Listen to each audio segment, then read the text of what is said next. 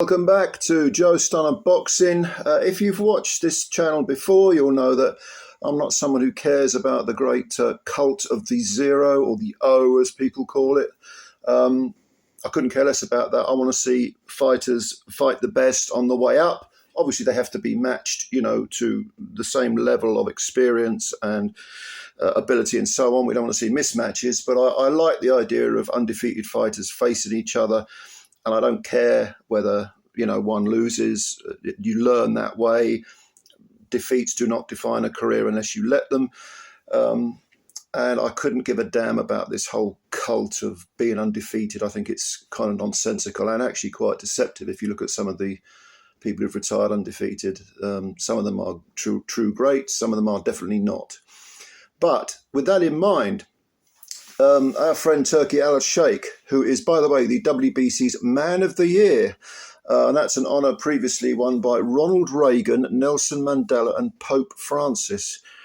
Yeah, there's a dinner party for you. But he's the Man of the Year at the WBC, and probably this is because he's teaming up with the WBC for a Grand Prix tournament, a sort of World Cup, if you like, of boxing. 128 prospects across 4 weight classes,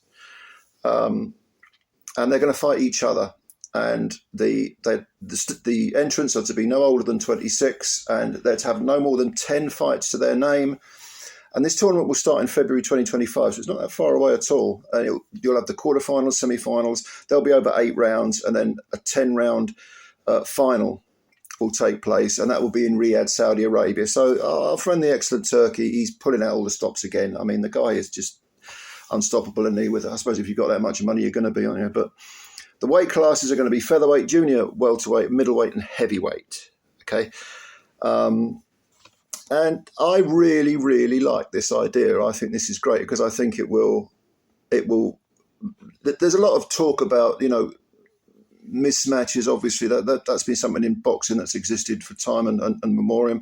But also, we've had certain people, certain promoters taking the piss out of other promoters because their prospects get beaten.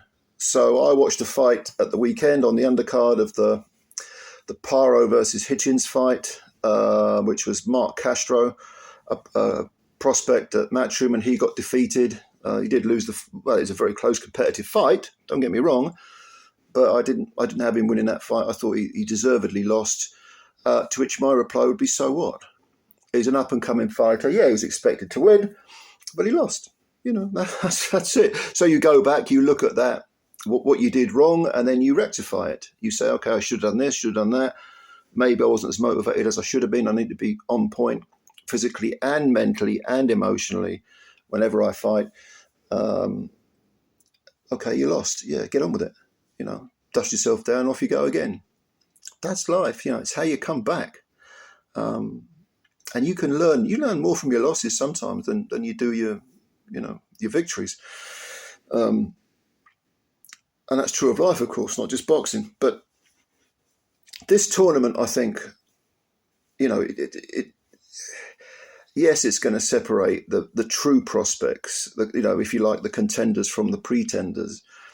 But I see it overall as being great for boxing. I think as a concept, we need more of this. We saw this when Kalle Sauerland and the Sauerlands had their sort of world, whatever it was called, the World Boxing Super Series or whatever the hell it was called. We had Usyk won it, Inoue won one, Josh Taylor won another, and we had unified champions, and we had, other people like Maris Bradis. I think didn't he win the second cruiserweight tournament? But that was at world level. That was at the elite level. This is for prospects, and I think it's great. I think it's really good.